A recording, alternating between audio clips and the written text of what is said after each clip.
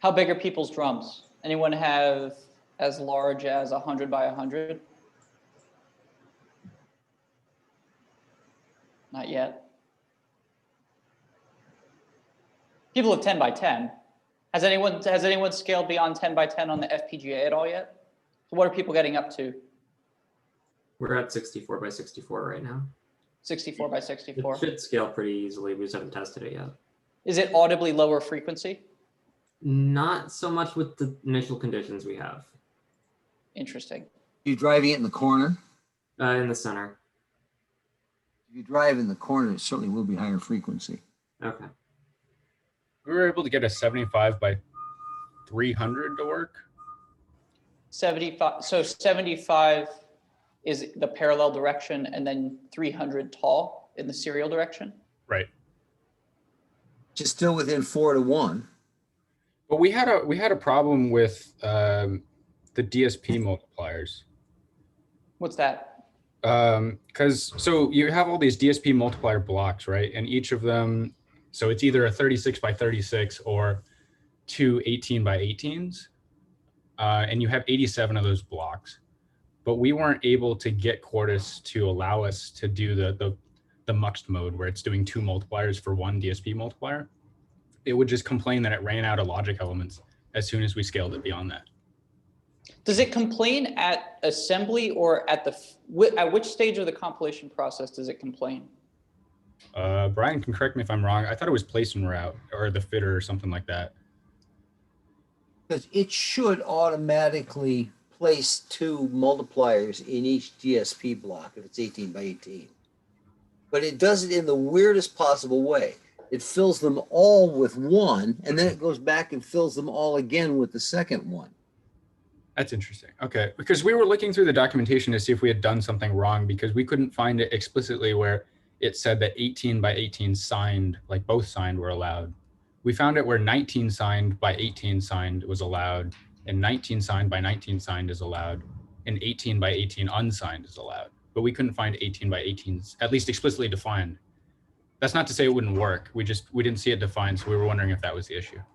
The other thing you can do is in your multiplier module, you can specify on the line that has the asterisk, you can give it a synthesis directive saying use the damn DSP module. Fair enough. I forget what the synthesis directive is, but the directive page, which we looked at in lecture once upon a time. It's mult style. It's one of the mult style options. Mult style, yeah. Yeah. I don't think we had to make any changes to our multiplier to get it to synthesize into the DSP blocks. Like we were able to get to 87 out of 87. Right, but it should be able to get up to 174, right? Yes. Because you should be able to do 2 multipliers per DSP block.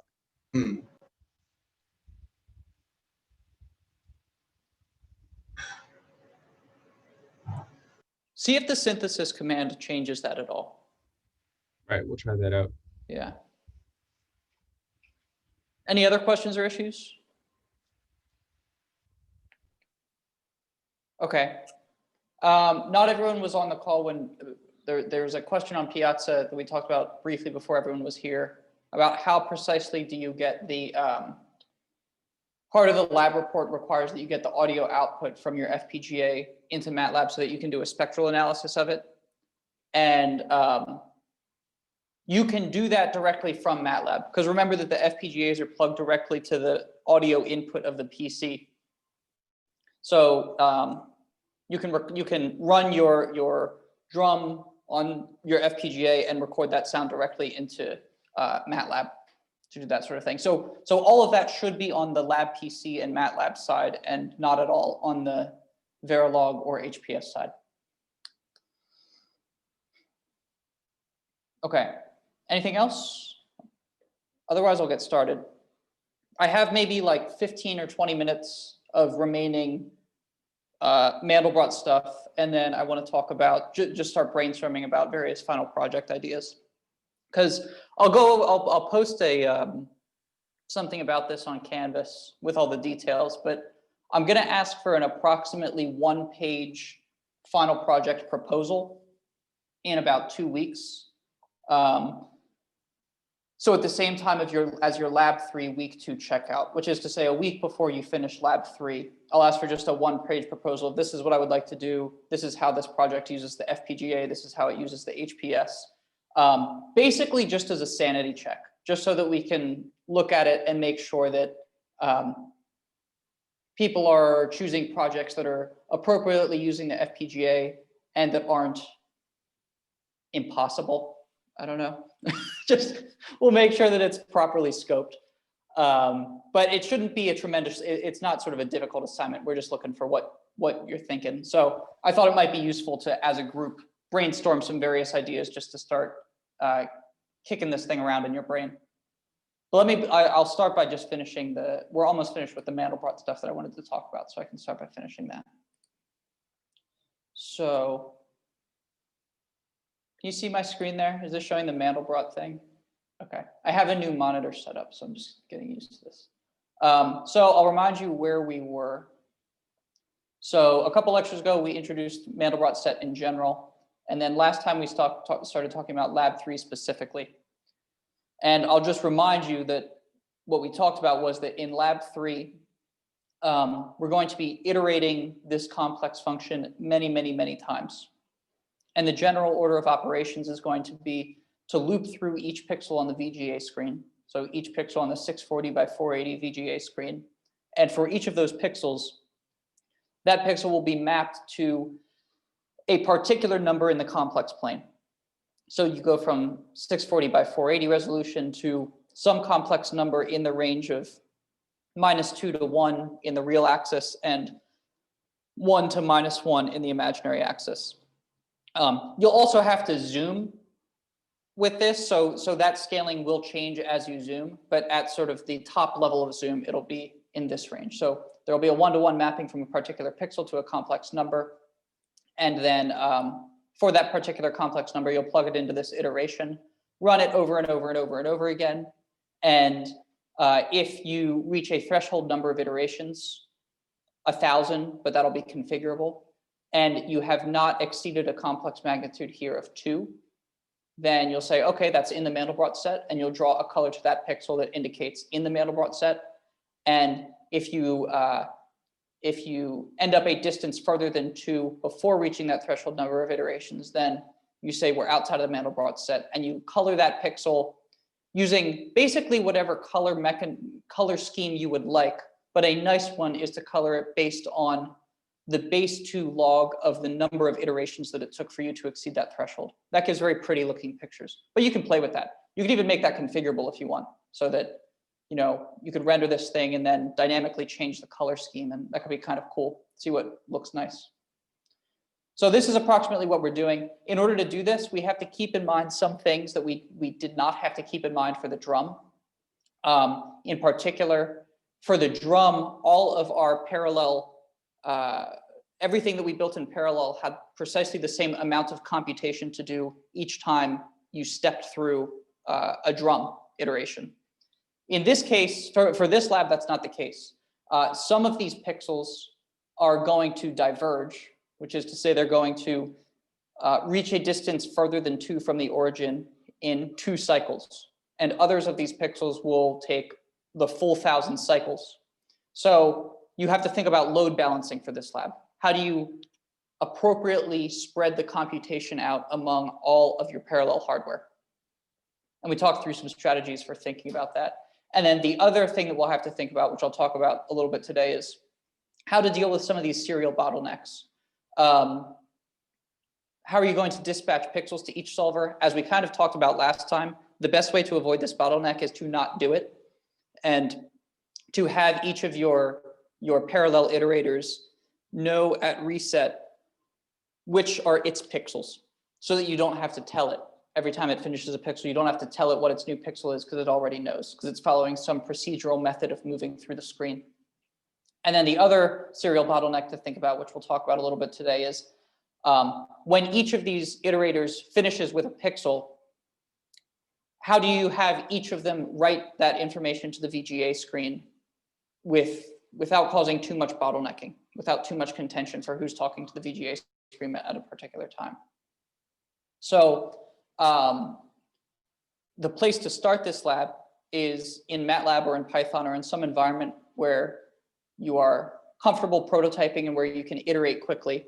So there's some MATLAB code provided here that will just draw the Mandelbrot set, and you can modify this so that you can pass in a particular complex number C and get out the number of iterations that it took for the iteration to diverge with that complex number C being passed in.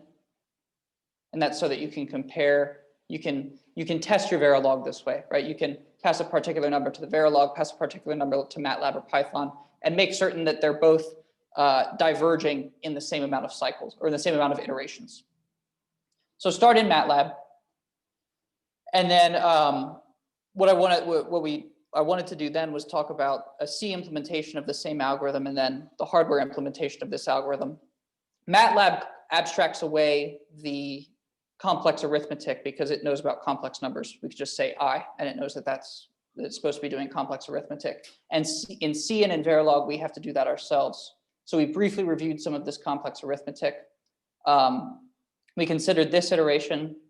We broke this into the real and imaginary parts. Each of these complex numbers has a real and imaginary part. We wrote down exactly the same equation, just with the real and imaginary parts broken apart. Expanded all of this out and then separated this into the equation for the real part of the complex number and the equation for the imaginary part. And then noticed that each time we step through this iteration, we have to do a check whether we've exceeded whether the magnitude of this complex number has exceeded 2, which is to say the square root of the sum of the squares of the real part and the imaginary part, has that exceeded 2? We don't have to take that square root. We can say, has the sum of the squares exceeded 4?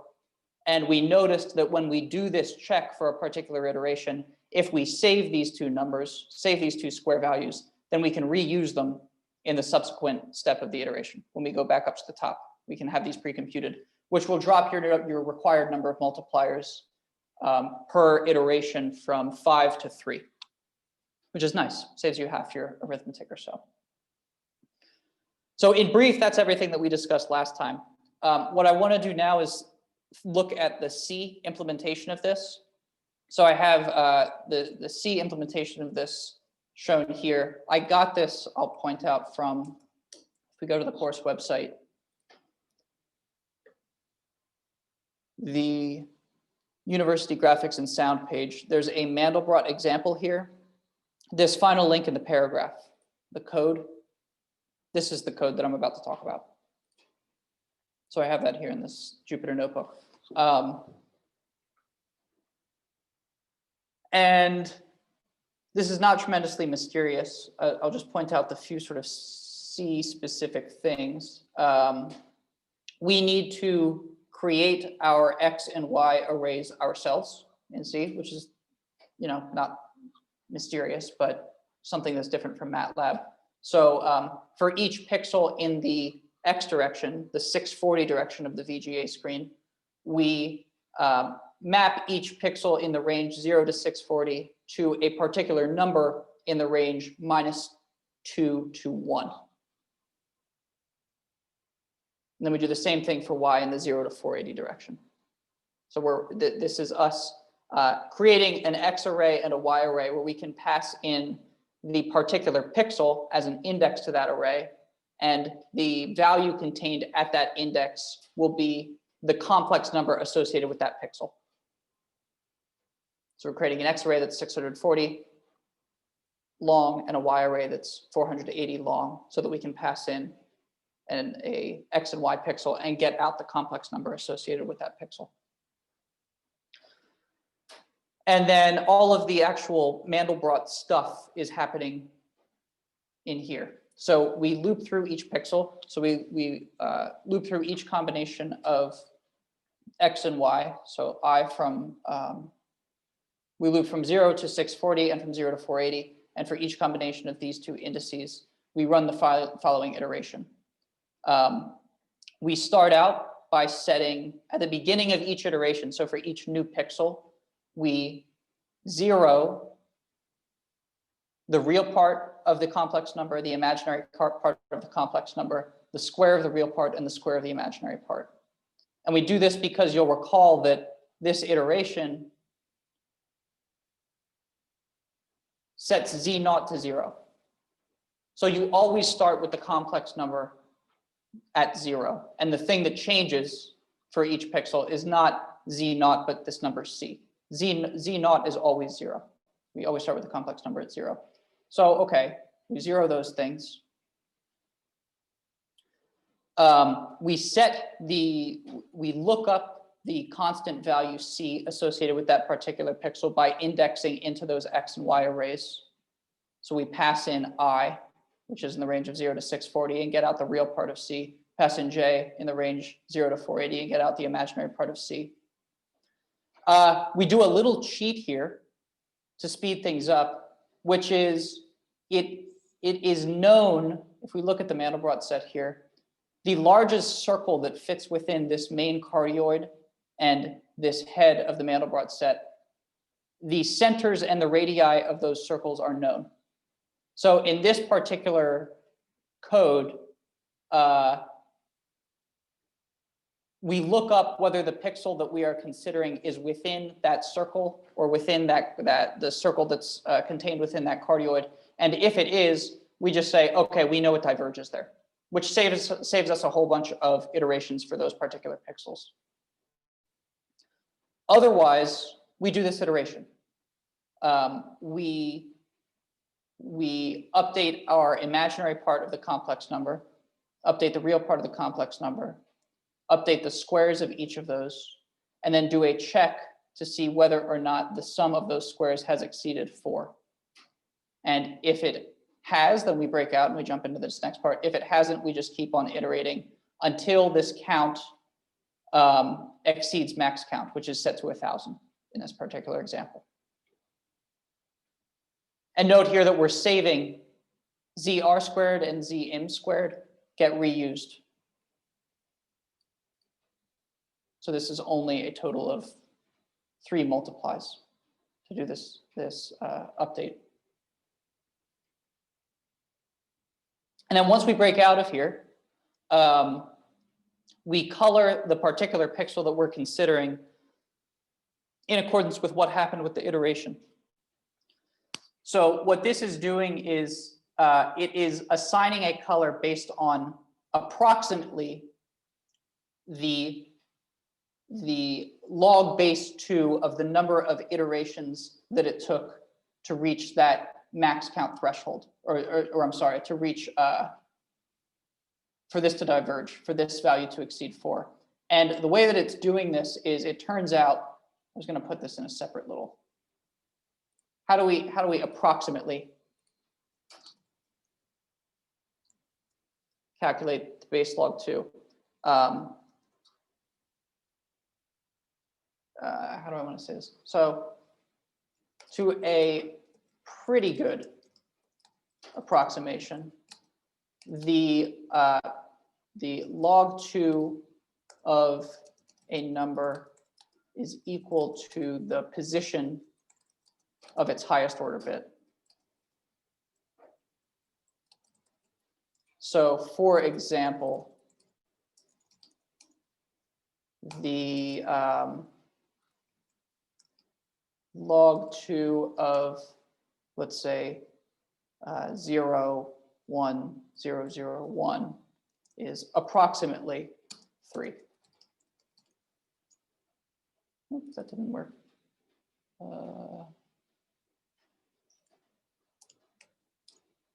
Is approximately 3. The position of the highest order bit is in the 0, 1, 2, 3rd position. So approximately the value of the base log 2 of this is 3. So that's all that's happening up here, is the number of iterations that it took to leave this while loop. We are shifting it right until we find the position of the highest order bit, and then we're assigning a color based on the position of that highest order bit. And these particular colors are arbitrary decisions that are chosen to look pretty. So they're entirely up to you. But this will give you about 10-ish different colors.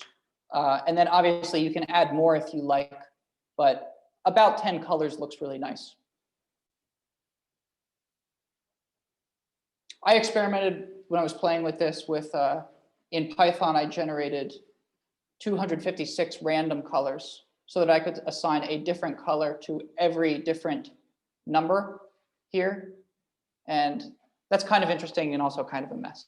So, but whatever you like, you can do. Okay. Any questions about this? So think about so we thought about the MATLAB instantiation, the C instantiation, in which we actually have to think about the complex arithmetic. And with that C instantiation in mind, the hardware version of this is, I think, pretty straightforward.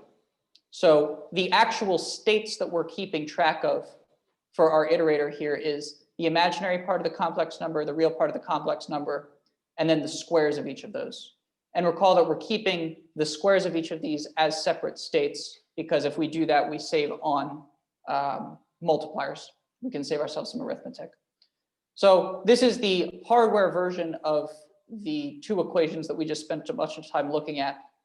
But each of these, we're calculating the updated real part of this complex number by subtracting the imaginary part squared from the real part squared, adding the real part of the constant C, which gives us our updated real part. And then if we square that, we get the updated real part squared.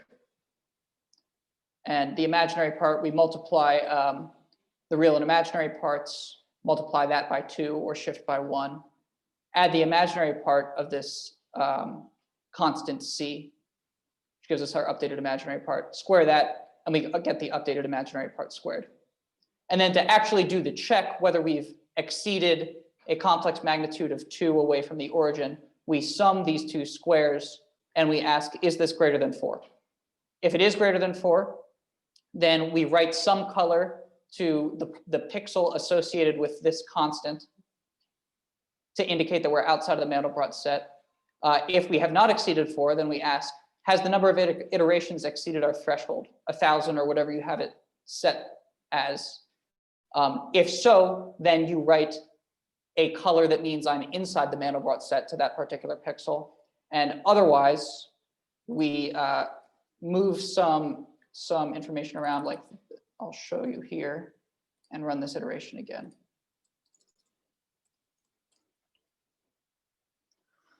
So in the case that we have not exceeded 4 and we haven't reached our threshold number of iterations, then we go back and we run this iteration again, where, of course, we move the value of the updated square of the real part of the complex number to ZRN squared, do the same thing for ZI squared rather, and then move our updated real and imaginary parts into these registers and run that iteration again. I have these constants colored differently because these are being passed into your parallel iterators. So these come from some state machine that's looping through the pixels on the VGA screen. And these, as I said, all get initialized to 0. Any questions about this? I have one gotcha comment on this calculation, and that is that the the number system that is recommended in the lab write-up is 4.23. And if you think about that just a little bit, you'll see that it has a dynamic range of ±7, which is enough.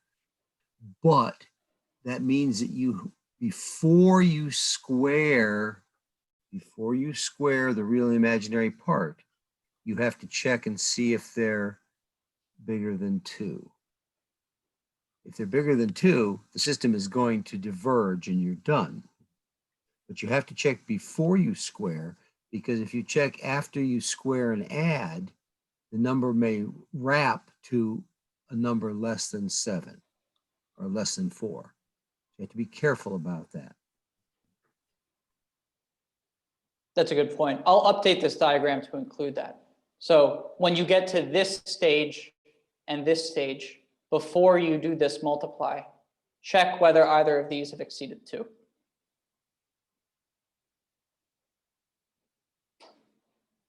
Okay. Other questions? So we then spent some time thinking about how are we going to spread the pixels out among our various iterators, and you have a few different options. Some are good and some are not so good. You could naively divide the screen into tiles, which depending how you distribute the pixels within those tiles, this could work okay. If you do it naively, you're going to end up with some tiles that have much more computation to do than other ones. A better solution perhaps is to divide individual rows between iterators, iterator 1, 2, 3, 4, 1, 2, 3, 4, etc., with as many iterators as you are able to instantiate. Or you evenly tile them like so, where you divide, you create a square or a rectangle where each of the pixels contained within that square or rectangle is assigned to a particular iterator, and that particular iterator is always assigned to the same relative pixel within that square or rectangle, and then you tile those, which quite evenly spreads out the pixels across the screen. So this is one way to address that first serial bottleneck that I suggested, which is how do we dispatch pixels? And that is a bottleneck if you have some central dispatcher that is deciding who gets which pixels. If instead each iterator is procedurally moving through the VGA screen, then you don't have to worry about that. You eliminate that bottleneck. The other one to think about is writing to the VGA screen, which I'm going to talk about briefly now. You have a few different options for this as well. So let me just write down what the issue is. So you have some number of iterators. When they each finish an iteration and want to communicate a color to a particular pixel of the VGA, how should they do this? How do we allow all of our iterators to write to the VGA screen without having any wait too long for others to finish? Is that clear? Okay, so again, there are a few options. One option might be you could have a single bus master that writes to the VGA.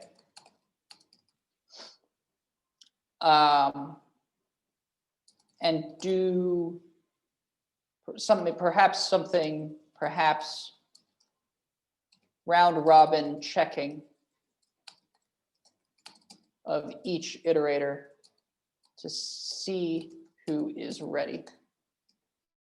So you could have some bus master that is, you would have each of your iterators set some flag when it is ready to write to the screen, and your bus master would loop through each of the iterators and say, are you ready? Are you ready? Are you ready? Are you ready? When it finds one that's ready, it would write that information to the VGA screen, tell that particular iterator to go again, and then continue looping. That could work, okay?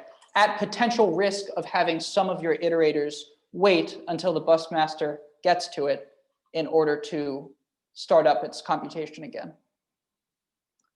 Alternatively, you could give each iterator its own bus master. So associated with each iterator, there would be a bus master. And then whenever a particular iterator was finished, it would use its bus master to write to the VGA screen. This means you have a lot more masters on the bus, but I believe it is the case that QSys automatically builds some sort of a FIFO to allow for multiple masters to write to the same slave. Can you confirm that, Bruce? It's unclear what the structure is, but it certainly does resolve contention. So you don't have to resolve the contention because the QSys bus will do it for you. Your bus master will just wait until the value has been accepted. So it may wait or may not. Another option is you could make your own FIFO attached to a bus master. So you would create a FIFO that the iterators would just pop their pixel and color values into, and then a single bus master would write to the VGA screen from that FIFO. Could do it that way. The fastest way to do it, which I don't recommend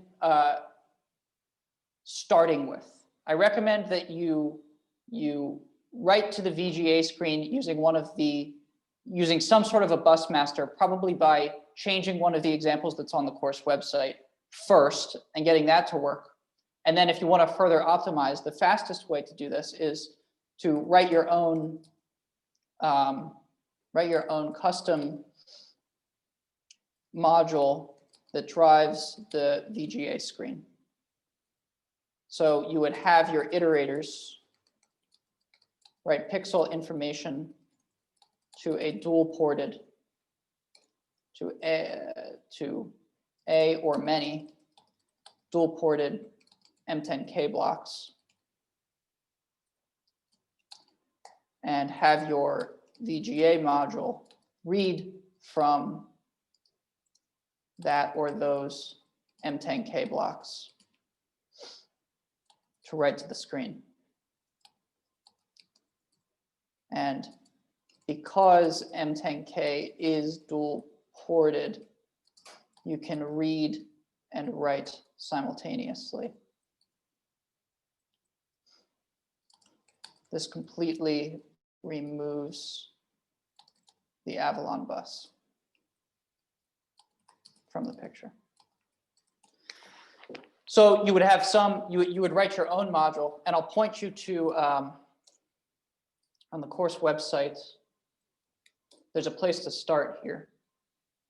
If we go to VGA examples,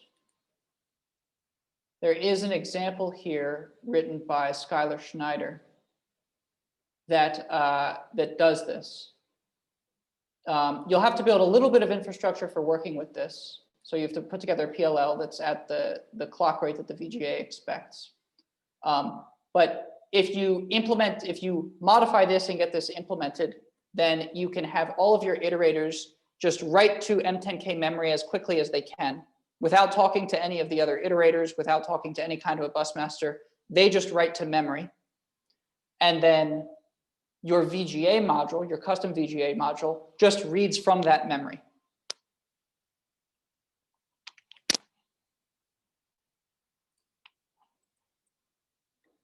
Which totally eliminates that bottleneck, right? Then what becomes, I mean, an unavoidable bottleneck is the refresh rate of the VGA, but this completely eliminates the Avalon bus as a potential bottleneck. So I'll just include that link.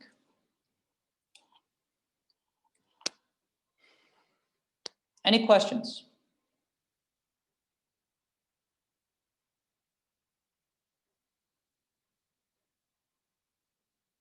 Okay.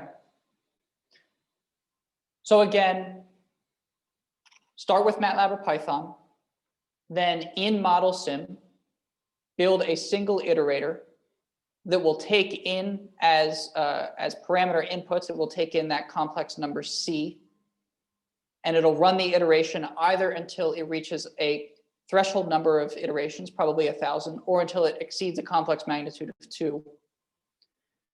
And test that Verilog that you've written in ModelSim against your MATLAB or Python to confirm for a few different points, some inside the Mandelbrot set, some outside of the Mandelbrot set, and with various amounts of iterations associated with diverging or converging. Show yourself that when you convince yourself that when you pass the same number to the MATLAB instantiation, the Verilog instantiation, you're getting the same number of iterations to divergence.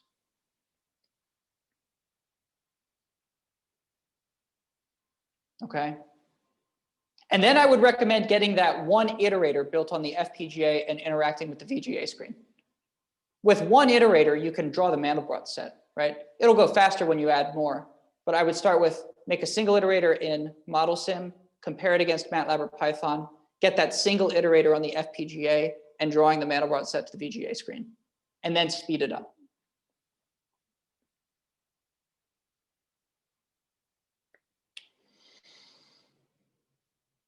Okay, so we have 10 minutes left. I thought maybe we could just bounce around some final project ideas for a while. I have a few listed out, but has anyone given this? It's okay if you haven't yet, because I know that you're distracted with more pressing matters. But has anyone given any thought to final project? Does anyone have a good idea of does anyone know what they would like to do at this point? Or is everyone still figuring this out?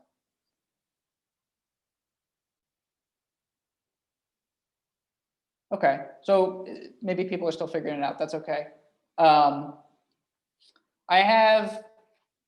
tried to sort of write down a bunch of, so actually, first of all, let me show you. There is, I don't have to show you, on the course website, you can find a link for final project ideas. And it might be worth going through those to see if there's anything on that web page that tickles your fancy.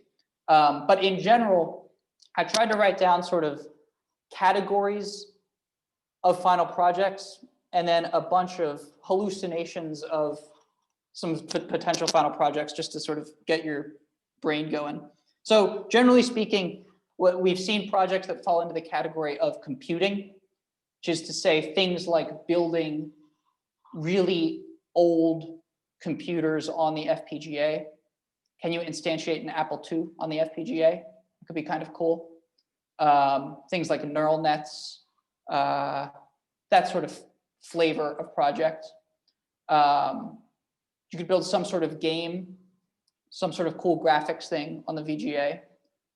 You could do physics simulations, gravity, fluid,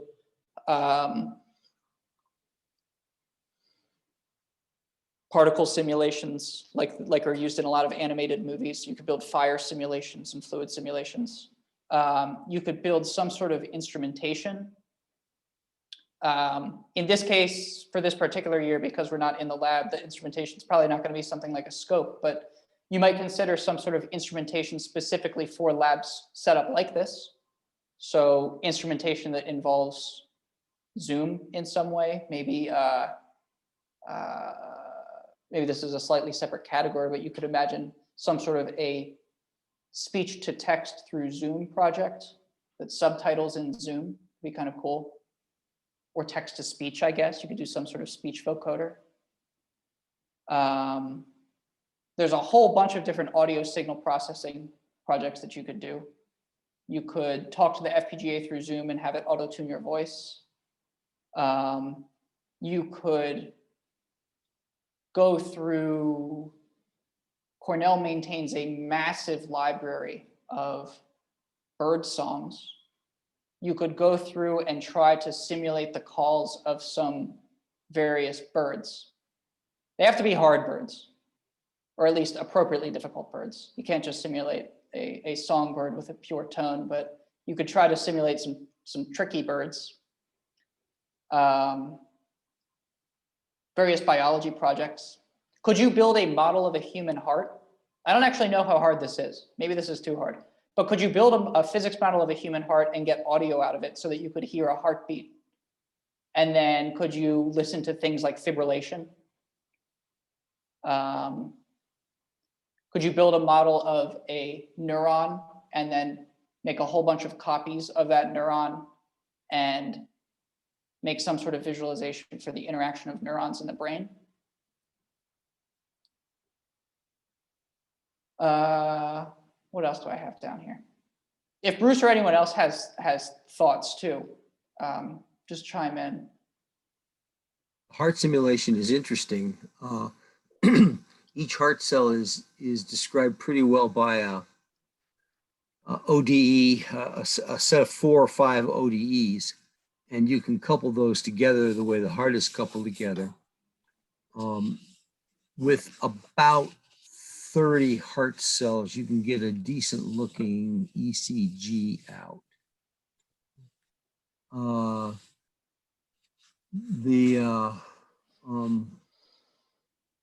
DSP projects are always fun, particularly music synthesis, which is a form of DSP you're probably not used to thinking about. There are algorithms, DSP algorithms, that are known that simulate a really high quality string sound, stringed instrument sound, or a blown instrument, some sort of woodwinds kind of sound. So those demo well.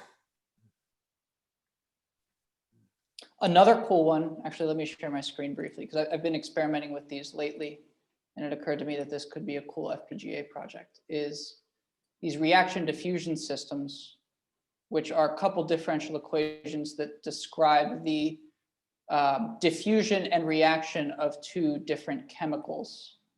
So from some initial condition, red being some chemical and blue being some chemical, these will diffuse and react to create shockingly organic looking patterns. So by playing with the parameters of these differential equations and by playing with the initial distribution of these chemicals, you can get things that look very, very much like animal patterns. This to me feels kind of like giraffe spots with different initial conditions and with different parameter choices. You could get leopard spots, you could get tiger stripes, or you could play with this to just get some aesthetic imaginary pattern. They're fun for generating very complex patterns.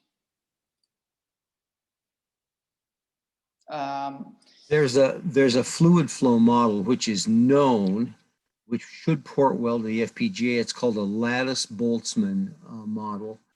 Wrote one in MATLAB. It's good enough to support turbulence in 2D. And a couple of groups 2 years ago almost got it on the FPGA.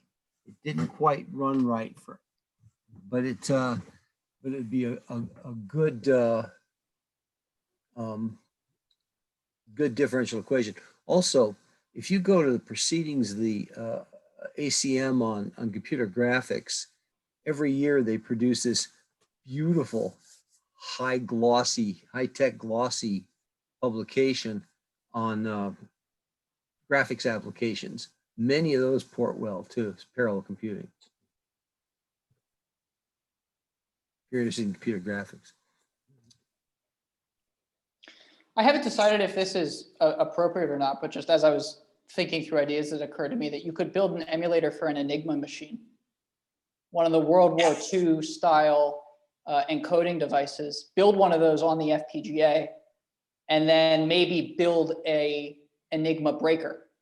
Or you could have 2 different groups. You could have one group build an Enigma machine and the other group try to break that machine. Love it. That could be pretty cool. That'd be fun.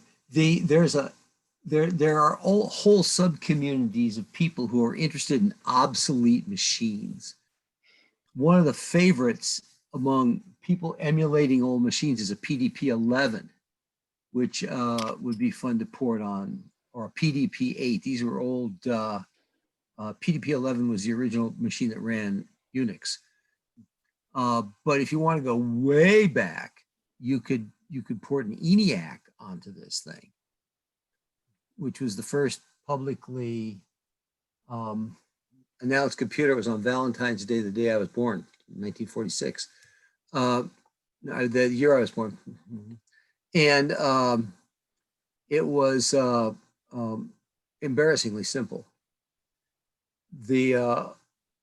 There's also a whole class of completely obsolete parallel machines that are kind of cool, like the connection machine from Thinking Machines Corporation, or the so-called transputer from, I can't remember who did that, transputer modules.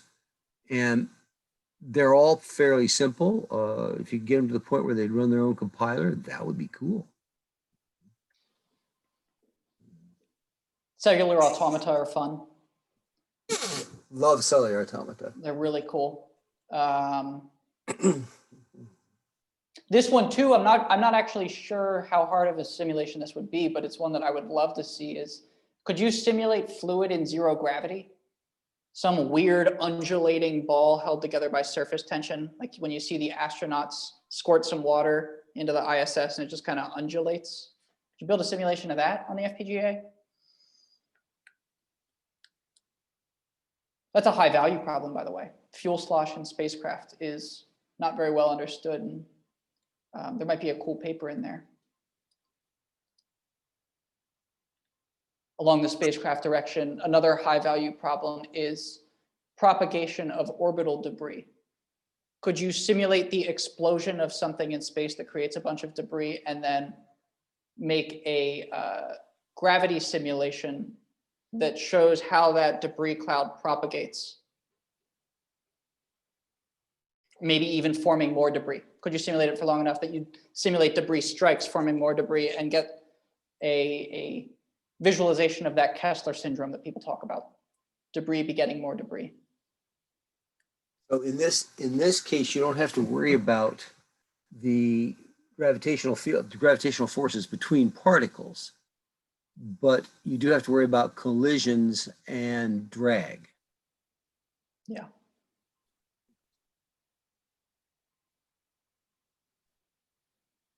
Audio spectrograms are cool. Be cool. Talk at the FPGA and make a spectrogram of your voice in real time on the VGA screen. Fractal landscapes are cool. You could make some sort of fractal generated landscape that you can sort of fly through, perhaps.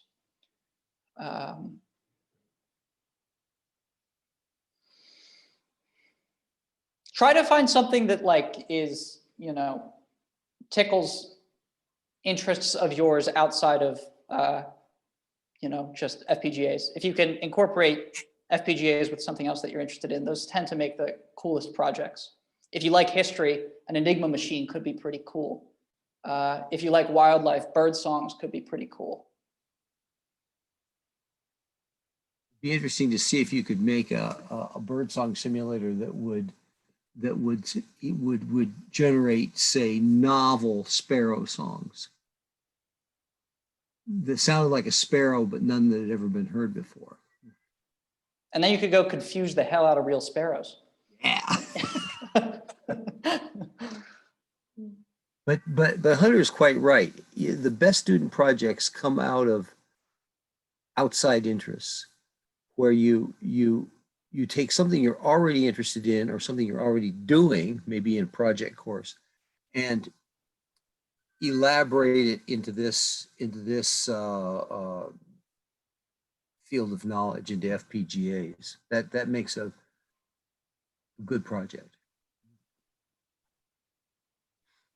So give it some thought, and we're obviously happy to kick around ideas in lab and elsewhere. I'll send out a notification taking people's temperature about how exactly you want to transition from lecture to lab. I'm thinking that what I'll do is just start the lab sections an hour earlier than they are currently scheduled. So instead of starting them at 3, I would start them at 2. And then in lieu of meeting here in lecture, we would have an additional hour of time together in lab. If people have conflicts at that time, we'll figure all this out offline. But if people have conflicts, then we can adjust for that. I can perhaps have some lab section in the designated lecture time, because we know that everyone has this time free, and then maybe just continue it over into the lab section with the understanding that we may step away for an hour or something to get lunch, but I could keep the call going. In any case, we'll talk about that, and I'll post an announcement about it. But I'm thinking that we may transition to full lab time this week as we transition into lab 3. Unless, as I said, people have specific things that they would like to hear about, in which case just list it on that Piazza post that I put up a while ago, and we can host a lecture section about some specific topic. Give me some time to figure it out, but then I can talk about it. Okay, I will see some of you this afternoon, and I'll see the rest of you on Wednesday.